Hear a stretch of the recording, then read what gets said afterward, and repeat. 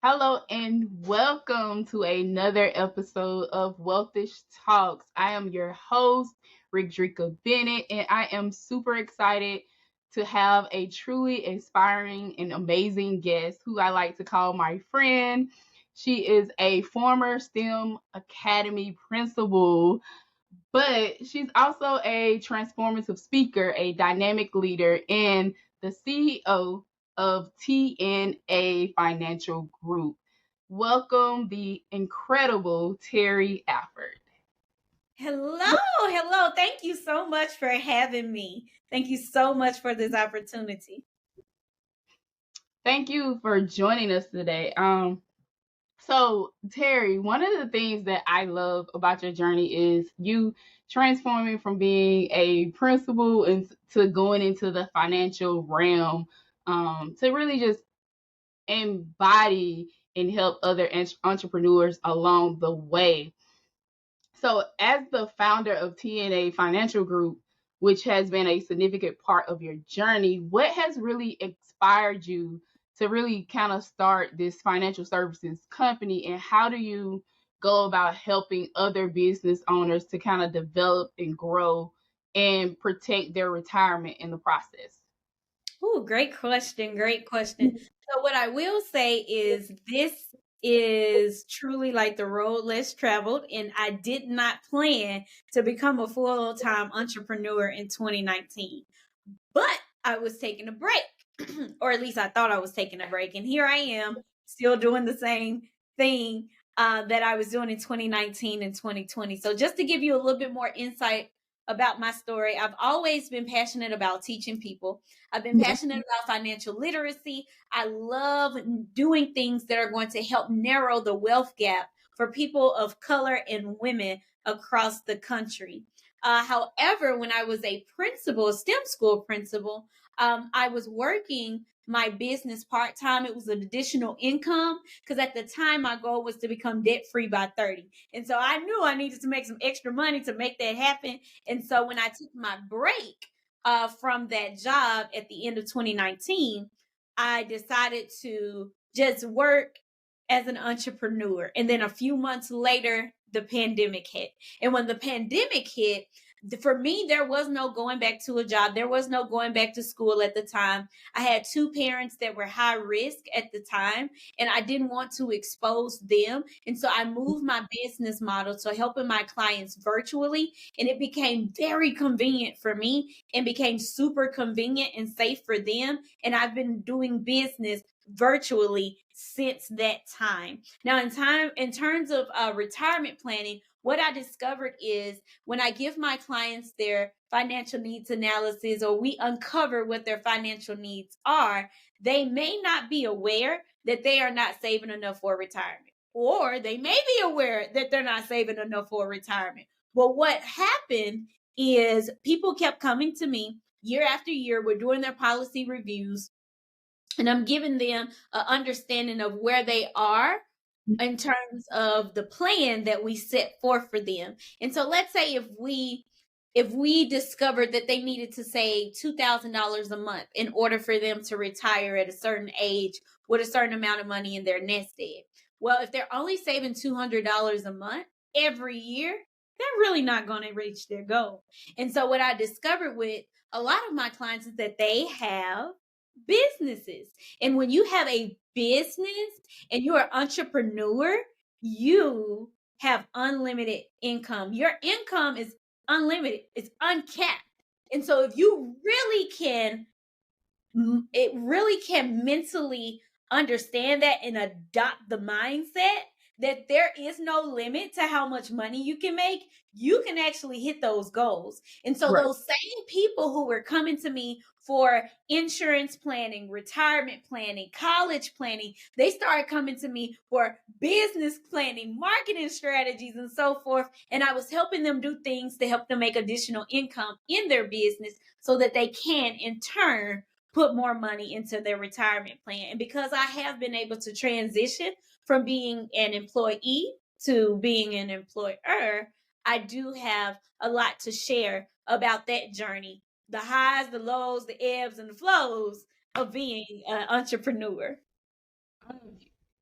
Trust me, I definitely understand that process of transitioning because I went from being a government worker at the VA to a full-time agency owner and then actually hiring people under me, which can definitely be a journey in itself outside of being an entrepreneur. And I think one of the things that I really like to highlight that you just said is having that mindset of unlimited access to money, because many entrepreneurs don't realize that when you get on this journey, you're creating a unlimited um resource for yourself. And not even that, your journey or your end goal is unlimited. So whatever you phantom or imagine can actually come into reality. No one else can basically change that dream but you. So that's one of the things that I definitely love that you highlighted, because many people don't view it or look at it from that perspective. And I know with you having over 300 clients, and many being business owners or entrepreneurs, you kind of develop more of a client centered approach to your business. So, how do you tailor your services to kind of meet the unique needs of each client? Oh, that's a great question. So the first thing that I do is a discovery call, right? Okay. And in a discovery call, I use a fact finding document, or depending on if they are looking to work with me on the coaching side or the financial services side, I use a fact finding document, or we have a discovery call and discovering what they really want, who they are, what they need, and what are they prioritizing in this season of their life. And Okay. as we are going through that form, we're having intentional conversations so that I can make sure that I'm a good fit for them and they're also a good fit for me. Because with some people, when I'm going through the intake process, I'm like, oh, okay, great. Like some people will disqualify themselves. And if they disqualify themselves, it's like, okay, great. Well, have a nice day. It was great meeting you. Let me know if you meet somebody who needs my products or services, and you just let them go. But if you know that that person, or if I know that that person has a problem that I can solve and they're open to me solving that problem, I am going deep with that conversation so I can get to know more about them, and then I can personalize what I offer for them based on what they say is their priority. And that is very important because they do know that I'm not a one size fit all person. I do not believe that one product fits all people. I believe different products work for different scenarios. And if for whatever reason I am not the person that you may need in a certain area of financial services, I'm happy to refer. I have estate planning attorneys that I'm happy to refer business to. I have a guy that I work with when people are looking to establish family foundations and trusts. Some people are interested in more cryptocurrency. I'm not an expert in the area. Do I have crypto? Yes. But if someone wants to know more about that or taxation around it, I'm not your person. I'm not your person. I like to stay in my lane. But the beauty is, once I'm able to offer the things that I offer and refer them to other experts, that strengthens the relationship with my clients. And it also strengthens the relationship with the people that I'm referring them to. So ultimately, we're all growing our income, we're all growing our impact, and we're all growing our influence and our reach together. I think that's key, because every time someone asks me about insurance, I'd be like, go talk to Terry. I said, I know insurance, but I don't Girls. know it. Because I definitely believe in uplifting other people and not trying to put everything on your plate for yourself. And that's something that messed a lot of entrepreneurs up, because they don't try to stay in their lane. They try to go into other people's lane, do what they do, and then come back across into their lane, which really hurts you more than help you in the process. And I also love the fact that you mentioned how you do a discovery call Mhm. for your people to kind of weed out people who you're working with.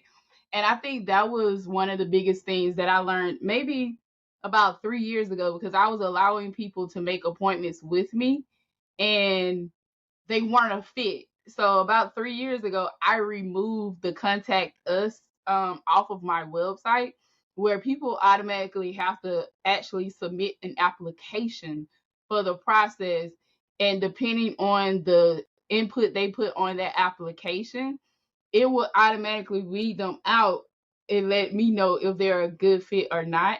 And if they're not a good fit, we'll provide them with resources that may be more beneficial to them versus sending them directly to my calendar. And I definitely had to do that because I was having all of these appointments talking to people who, one, they weren't trying to do an investment, and two, they kind of wanted you to tell them how to do the marketing strategies, but then kind of come back to you and want you to do the strategies for them or fix the strategies for them. So I definitely understand that.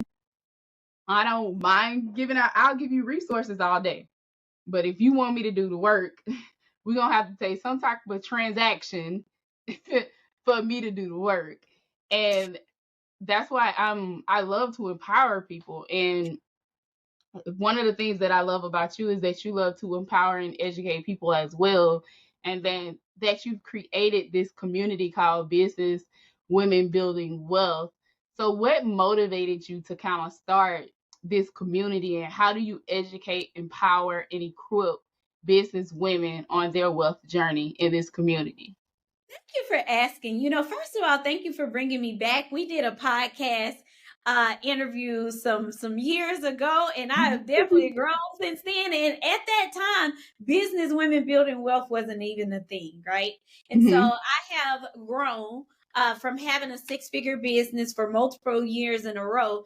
And there was a time in which I thought having a six-figure business was like the goal, right? That was the milestone. Like, once I get there, like, I made it, mama, I made it, right? Not exactly. It's a great foundation, right? And so It what is. I've discovered from having a six-figure business is that it is the foundation. It can provide a comfortable life depending on what your profit margin looks like. But there is a such thing as low six figures, right? Mid-level six figures and And high six figures. There's a difference between earning six figures or having a business that generates six figures versus you being paid six figures after all of your business expenses. There's fact. a different, right there is a difference, right? And so what I noticed is, if we're only focused on making just enough to pay our bills and just enough to get to six figures, then it's really hard to build a multi-million-dollar legacy unless we are being intentional with making sure that we are building a business that is sustainable, Mm-hmm. is sellable, and is sellable. And it's hard for you to do that when you're, one, not at six figures yet. And then even if you are at the low six figures, you got a lot of work to do before you can truly have a business that is going to generate you six-figure retirement streams. And so what made business women building wealth become a reality was, before I decided to build a community around business women building wealth, I was building a community specifically for women in insurance and financial services, because I've never bought a lead. I've generated all of my clients through referral, speaking, and some other strategies that I use. And so I have been able to cultivate like a great community of women who are insurance agents and financial professionals. And I had a coaching program specifically for those women. But what I discovered is I kept getting women who needed my help outside of my industry. And they're like, well, Terri, how do you do this? Or how do you do that? And what about this? And what about that? And so what I discovered through a conversation with a client of mine who's actually a teacher and she has a tutoring business is that there is a huge gap. There's a huge gap between the women who are looking to transition from being like full-time in their job to being full-time in their business, and a huge gap between the women who are making six figures to multiple six figures to seven figures in their business, yet they're not building wealth with it. They're having to use all of that money to reinvest back into their business or to live this lifestyle so that they can keep up with the Joneses. And then 5, 10, 15 years later, they look back and they're like, dang, I don't have a business succession plan. So, Business Women Building Wealth came about because I want to be able to help more women get to the six-figure mark in their businesses. Most people don't know this, but in terms of Black women who have businesses, we're high on the list for having like the most new businesses in America, right? But the average income for Black female-owned businesses is $24,000 a year. Oh, I didn't know it was that low. It is that low. So we got a long way to go. I got a lot of women that I want to help because I don't want us to just look cute. I don't want us to just have our pictures with our hands folded on social media. And, I don't want us to just go out there, get a nice check, get a good commission check, or get a great sale, and then go out there and buy a bunch of red bottoms and Yves Saint Laurent shoes and purses and Louis Vuitton bags and take our trips. And we're out there looking like we're having money, but we're not really building wealth. Like, where are your assets? And I think so that's where that came about. I think that is very much so key. And it's crazy because I definitely did not know that it was that low. And Yes. I know, like, when I transitioned from government to actually having my business, even when I was doing my business part-time, I was already making 40K in the business just doing it part-time. So if I was going to leave my government job where I was making six figures, I was making 109,000 a year from my government job. So if I'm about to leave this full time to just go full blown in my business, I had that first year I had to hit me six figures because I had to maintain what I was already doing. And I think not having a plan going into things is one of the things that kind of mess a lot of business owners up. They be like, okay, I have money saved to start a business, but how are you going to use this money so that this money is going to stretch or so that this money is going to double or increase so that you can actually get to where you're going? And that's like one of the things that I've really ran into when it comes to business owners. They don't have a plan. They just get started and they be like, I'm gonna figure it out when I get there. And yeah, it's good to do that, but you miss out on a lot of stuff. And then the other thing I love that you mentioned is how they're buying all of these different products and these different labels and things like that. And I can admit that at one point in time I was big on buying Louis and YSL and all of that kind of stuff. But my reality really set in for me is because I've been in rooms with millionaires multiple times. And when I go into these rooms with them, or even when I when I go to LA and I stay downtown at the Renaissance, when I go, these people are not wearing Louis. They're not wearing labels that you can just look at and identify. They're wearing things that you can go to Target and Walmart to get. You're not paying more than $25, $30 for. So I know for me, I kind of have been transitioning out of that mode of buying it, but I buy it. I buy it in stocks. I reset my mindset that if I like it, I'm gonna buy it in stocks, and that way I can build wealth by buying in things that I know people who have that mindset to say I look like money go. So that's what I've kind of shifted towards that. And I stopped buying it. But this year, one of my things is I came across this article, and it was a very fascinating article about having 21 essential things in your closet. And I'm actually going to revamp my closet where I have only essential pieces of clothing and I'm not wasting money on unnecessary clothing. I'm going to have primary colors for bags. I don't need a teal bag. I don't need a burgundy bag. All of these different color bags that I have in my closet.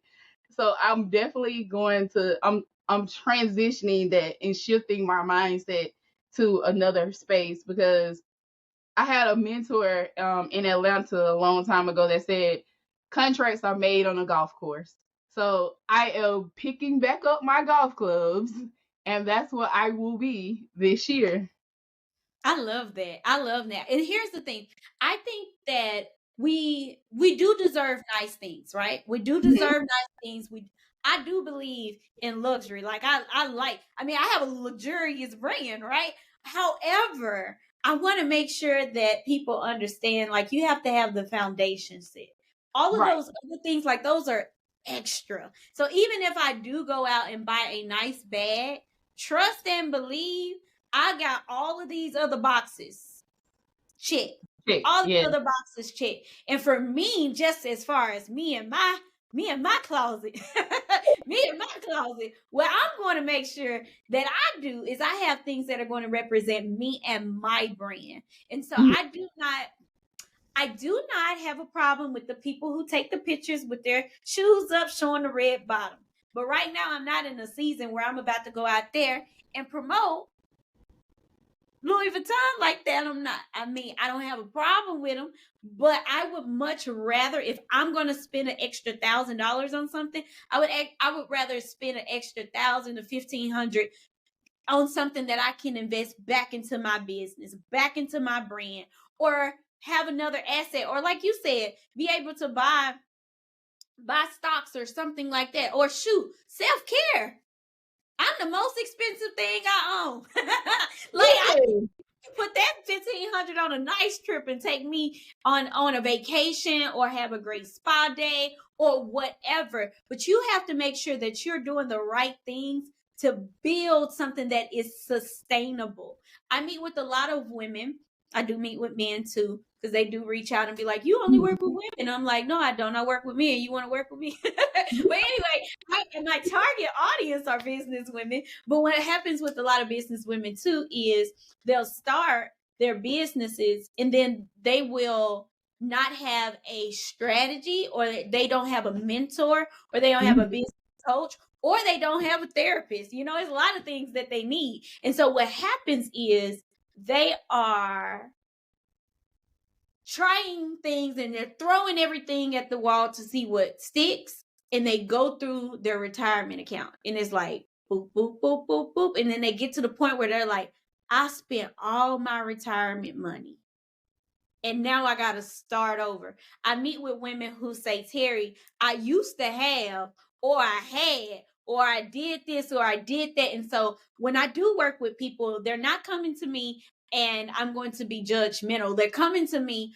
knowing that I can say, girl, I've been there, done that, right? I can write a book on it, right? And I am going to share with you things from experience. And I'm also going to be able to share with you proven strategies. I can show you how these things have helped me get back on track. I can show you how a mindset shift and being in company with the right people have really helped me increase my net worth. And so they say your network is going to help increase your net worth. I can show you that. I can show you how to network in a way in which you have more captivating conversations that convert. And of course, it's not always about the money. It really isn't all about making the money. For some people, they need to make more money in their business. Some people, they need to be able to better management and look at the numbers and be able to say, okay, I know some months I'm going to have a 5-figure month. Other months I may have 4. Some I may not have any. Some I may have 6. But you have to be able to plan for that. You Mhm. have to be able to plan for that. And you also have to be able to be disciplined enough to where no matter how much money you have coming in or not have coming in, you're still doing what you need to do for your business because of the long-term implications. You can't be a great business leader when you're not emotionally intelligent. That's true, and I definitely love the fact that you mentioned that, and especially with their brand, because like for me, like I still wear blazers, I still wear all of those different things, but I had this thing where I had different types of blazers, different color blazers. So I've toned down on that. I don't need my checkered blazer for that's red and white and things like that. So I definitely love the fact that you said make sure it fits your brand, Mhm. and the fact that you're not promoting the red bottoms. And honestly speaking, red bottoms are nice and everything, but the shoes are uncomfortable. I don't see how people wear them. I still have a pair in my closet right now. I wore those shoes twice, and I walked in, sat down at the table, and took them off and put some slides on while I was at an event. No, no, ma'am. And the shoes are uncomfortable, friend. But I think the other thing is that you highlighted was the fact that you have to plan for it.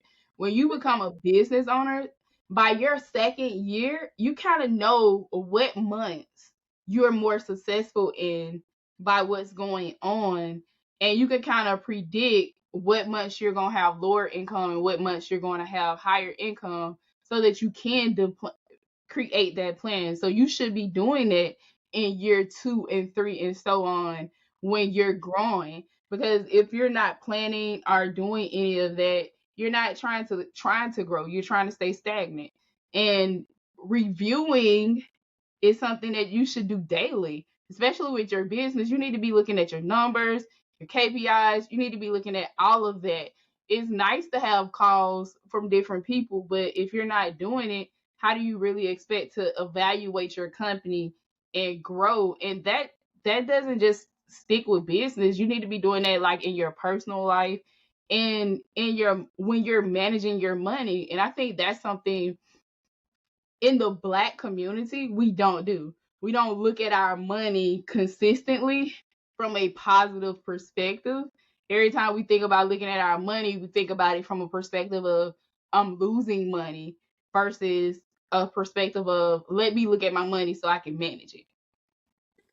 Yes, and also we'll look at what's in our account. What's in the account? What's in the account? What's in the account? And when you're an entrepreneur, it's not always about what's in the account. A lot of times it's about what do I need to do? Excuse me, let me back up. Who do I need to be so that I can have what I need to have, right? Who do I need to be so that I can do what I need to do so that I can have what is already mine? Who do I need to be in this moment? And so if you're still focused on what's in the account, what's in the account, what's in the account, it's going to mess you up. You got to focus on who do you need to become? Who do I need to be in this moment, regardless of what's in my account, whether I have 6 figures in my account or if I have 2 figures in my account? Who do I need to be in this moment so that I can do what needs to be done so I can have what's rightfully mine? The reason I say that is because a lot of times, too, in our community, what we will discover is we will have a really good month or we will have a really good few months, right? And then we start chilling like a villain, baby. I done made it. I got good money. Like, I'm good. But because we're focused on what we just made and what we got in the account, we lose focus. We're not as disciplined. Our time management sucks. Like we going out there popping bottles. Well, I don't drink, but we're out there popping bottles and paying for everybody meals and dinners. Like, hey, must be the money, right? Because of what's in the account. Well, if we are focused on the long-term implication, yes, it's good that that's in the account, but I want to build a business that is sustainable, sellable, and scalable. So I cannot stop doing that because I had a good month. On the flip side, you can't look at the account and say, dang, I don't have much money in the account. So now I'm about to stop. I'm about to get distracted. I'm going to have shiny object syndrome and I'm going to try to do 17 other different businesses. No, you got to stay the course. I watched a video last night. I was at an event and they were celebrating Black women in history who have done many things, like first Black woman to earn an Emmy, right? The first Black astronaut, the woman who created the hairbrush, right? So as I'm listening to all of these women who were the first Black, Madam C.J. Walker, she's one of my favorites. She wasn't in the video, but she was the first female millionaire, first Black female millionaire, and first. And they should have had her in the video. If no one else. Some women in the video that I had not heard of before. They had a woman, I need to look her name up, but she was the first Black neurosurgeon. So there were so many women who in that video were the first Black this, female this, Mhm. or Black female to do that. And as the video was playing, I just kept thinking about how disciplined they had to have been, how they had to focus on what they were doing instead of looking at what everybody else was doing. Even though I know they had some good times, they had some bad times, they had some up times, they had some down times, but they couldn't get distracted because Mae Jemison could not have been the first Black female astronaut had she been focused on what everybody else was doing, because guess what? Nobody was around her. Nobody ever, period, had been the first Black astronaut, female astronaut. So she had to be the first. She couldn't get distracted. She couldn't get discouraged. She couldn't say, you know what? I'm not going to do this. And you know what? Another person who was at my table when we were doing our table talk, she said, I'm pretty sure these women weren't the first ones to try. They were the first ones to succeed. I said, that's another gem right there. Because I know there was somebody who wanted to be the first Black supermodel to graze the magazine of Vogue and the likes, right? Somebody wanted to do it first, but there was only one who became the first. All the ones who didn't do it, they stopped, they got distracted, right? Something happened to where they just didn't stay the course. When you're a business owner, you gotta stay the course. And during the good times, during the bad times, I don't want to start preaching. I was about to start preaching, but in season and out of season. Well, that's what the Bible says for the preachers. In season, preach. Outside of the season, you got to preach. So when you are a business owner, when the money is good, you got to do what you need to do for your business. Who do you need to be so that you can continuously build wealth and focus on six-figure retirement streams instead of six-figure retirement dreams? That's why I have Business Women Building Wealth. That's why I have my Business Women Building Wealth luncheon on March the 23rd, 2024. And then I will have my first conference at the end of the year. This is my movement. I am a financial consultant. I am an insurance broker. I am a business coach. This, though, Business Women Building Wealth, this is my movement, because we're focusing on our mindset, our money, and our movement so that we can together be able to create more movement for the movement. It's time for us to build wealth. I don't want us to be next year this time. I don't want our average income as Black women. I don't in business. I don't want our average income to be 24,000. Can we get the 54,000, please? Thank you. Like I want to be a part of. Well, look at that, friend. That's minimum wage. Now, realistically, from 1 year to the next year, I don't think it's gonna grow that much. But can we at least get the 50,000? If we do 50,000, that's $30,000 on average increase in 12 months. That's amazing. If we can do that, can we? I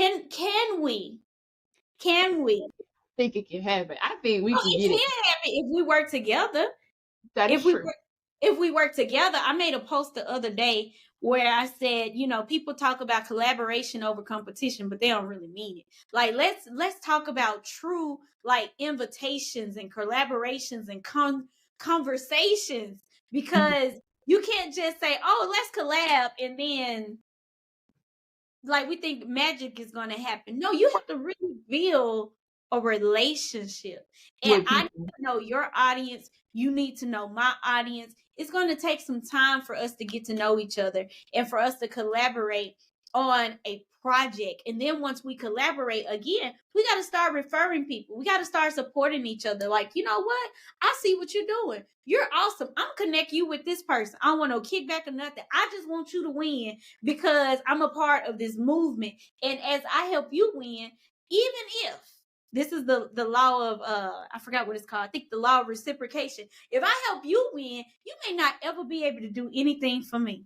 But what I do know is somebody else is going to do the same for me. Right. It's on the way. It's on the way, right? I bless you, somebody going to bless me. Mm-hmm. I put you into a room that you need to be in. Somebody going to say, hey, sis, I want you to come sit at this table. I'm going to be like, what? I didn't even know this table existed. I call it planting the seeds for harvest.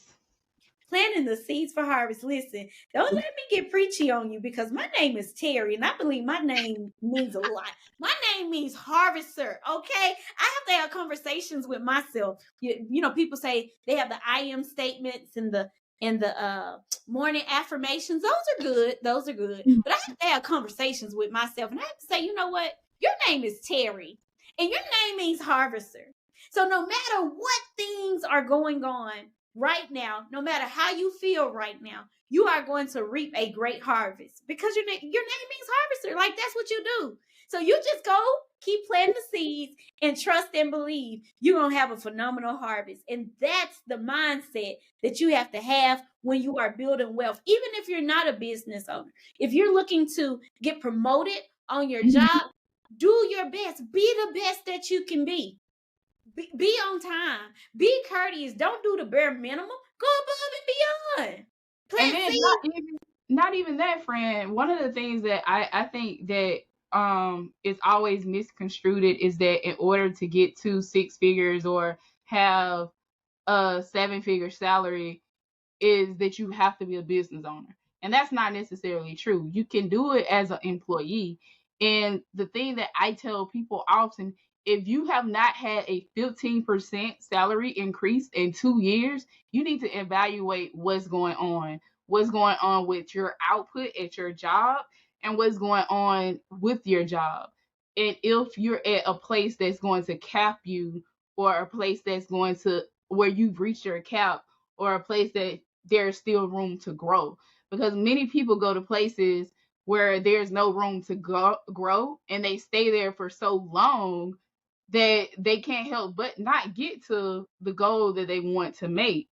And it's understanding that you can actually grow and get to the financial goal or financial freedom that you actually want to accomplish, because it's not all about being an entrepreneur. Everybody's not meant to be an entrepreneur, and some people think it's for everyone, but it's not for the faint-hearted. It's not. It's not. It's not. Mm-mm. Mm-mm. It's not.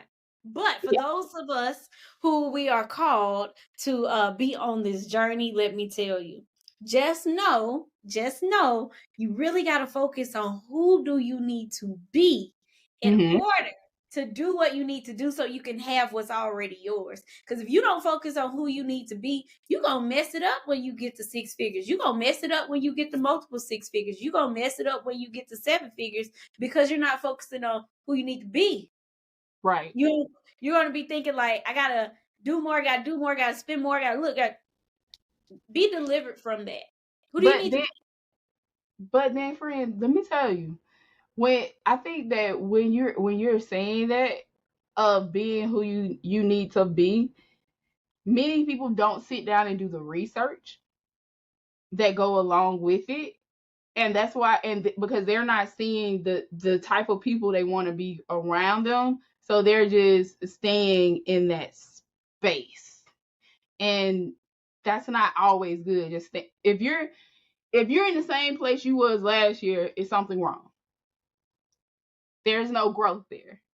So if you really truly want to grow, you should be evaluating yourself and doing like I sit down and do a SWOT analysis of myself.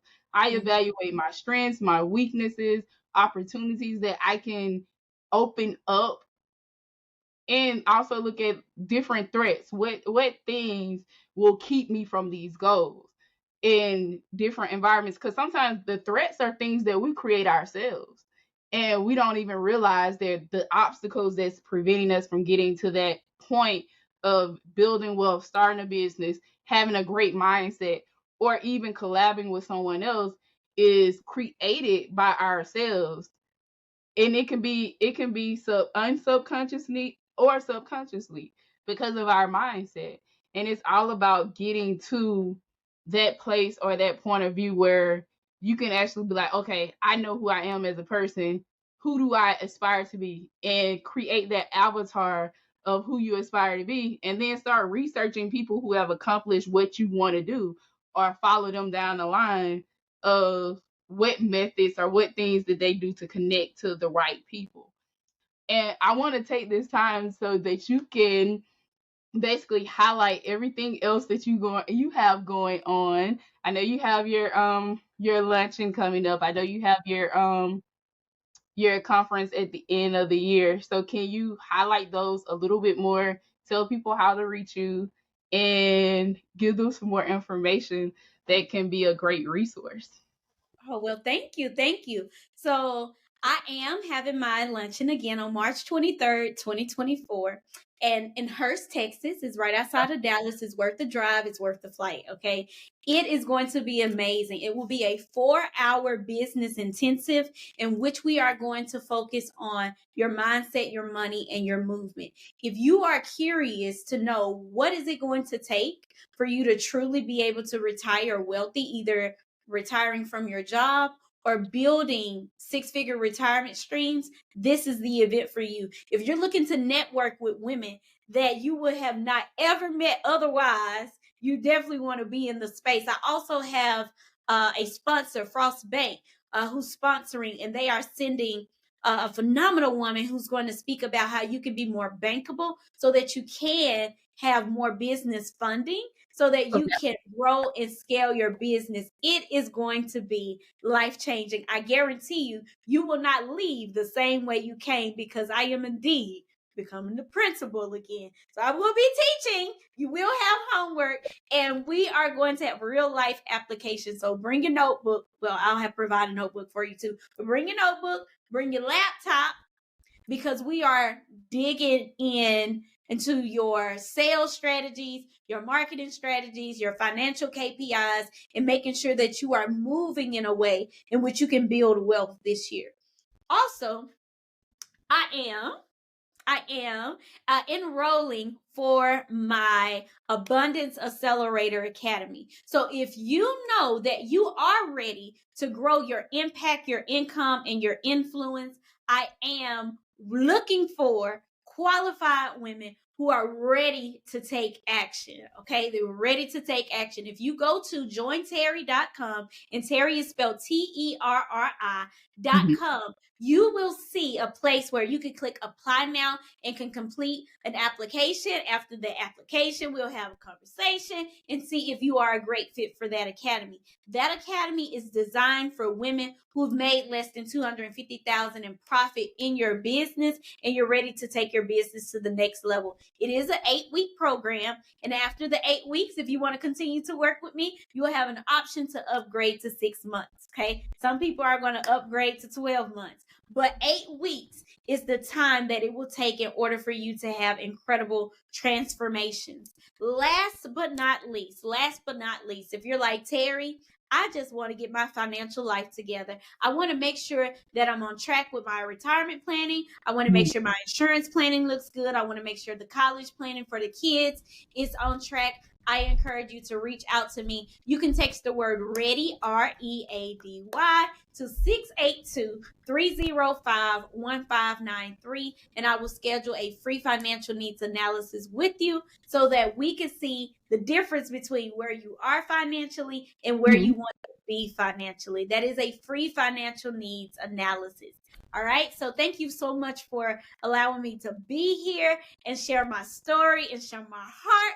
And last but not least, I'm sorry, I forgot one other thing. When you do go to jointerri.com, there is a place for you to join our private Facebook group. I do go live in that group on a weekly basis. I'm giving tips, tools, strategies, resources for free on a weekly basis in that group. And you can network in that group as well. So go to jointerri.com, click on the link, and you'll be able to be introduced to our private community. We have real grown folks conversations in that private community, but it is a great place to network, have as a resource, and ask your questions. Amazing. So, guys, if you have not heard everything that Terri has said, make sure you go to her website so that you can connect with her. She's on Facebook. She has the Facebook group. She's on LinkedIn. Are you on YouTube. Instagram? Okay, I YouTube am and on Instagram. on Yes, I'm on Instagram. So make sure that if you don't go get anything else, she has other social media platforms where you can definitely connect with her. I promise you that when you connect with her, you will definitely get some amazing resources from my friend. And as we wrap up, Terri, I want to thank you for actually coming on the show again. I know it has been a minute since you previously joined the show, so I'm glad to have you back again.